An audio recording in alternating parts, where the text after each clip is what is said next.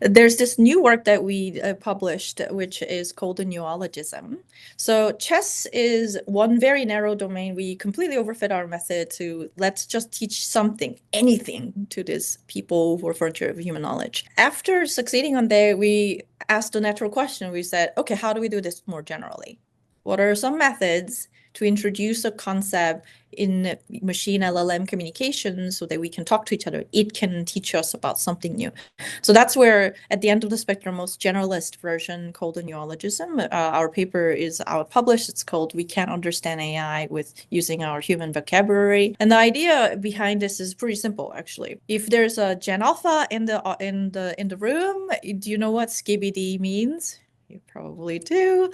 If you're not Gen Alpha, I don't know what it means, but I know according to Quora, it means good, bad, and boring all at the same time. I don't understand what it exactly means, but we tend to do this a lot, that as a human, when there's a need for communicating something complicated that vocabulary didn't exist prior, then we make up a word. Doom scrolling is probably an easier example. I do it sometimes. Some people might do it too. Didn't exist before social media came into in our lives.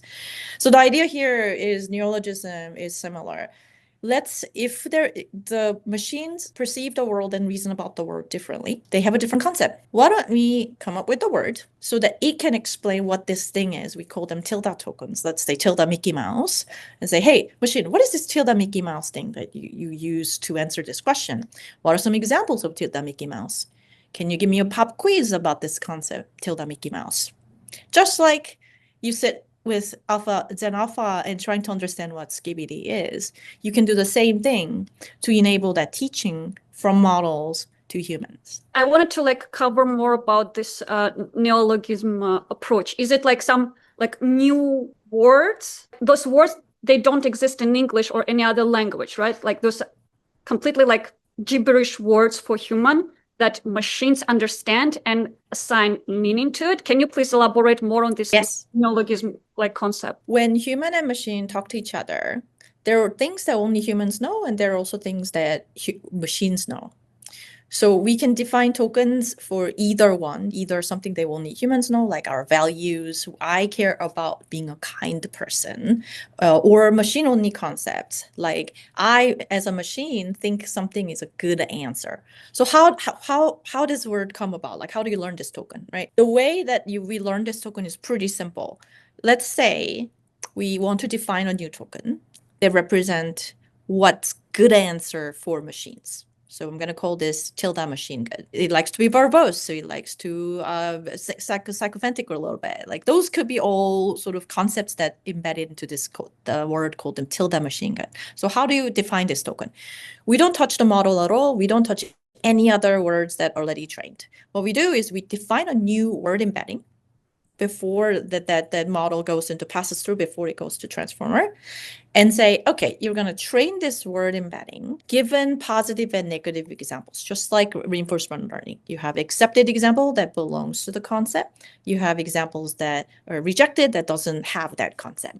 And given that, you flow the gradient to this one word embedding, it's typically just a vector, to embed that meaning, that nuance. And the nice thing about doing this in the word embedding space is then it can share the context with all the other words that are also their meaning, context, their usage were embedded in their own word embedding.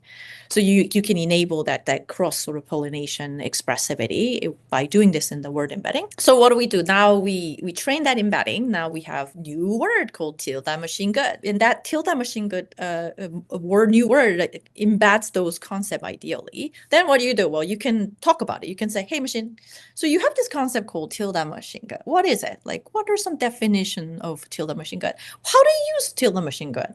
Here's an example. Can you turn it into more tilde machine good? Here's an example. Can you make it less machine good? Give me some pop quiz so that you know how much I understand about tilde machine good. So this is how example based you can define a word, learn a word, and use the word in the conversation. Do you think currently we're not keeping up with the progress? What's your... Absolutely not. Do you think we are? I think the delta between two models given a period of time, is getting slower. So models are sort of like hitting that perhaps not yet plateau at all, but like a lower gradient. But the capabilities that it emerges, like we just had a paper published actually today on the archive about how video models also have emergent behavior. It's crazy. It can solve maze, it can do analogy, solve reasoning analogy tasks, it can correctly reflect light on this round metal ball when it's placed within this very complex Greek architecture. Like, it's absolutely insane. And who taught you that? We don't know, right? This capability is just getting better and better. And more concerningly, we're rolling this technology out to left and right everywhere, just about everywhere we live. Or like right now, we're recording this. Gemini might take this to summarize. So I don't think we're keeping up at all, and I do have I worry about that. Thank you for saying this, because not everyone sort of admits that.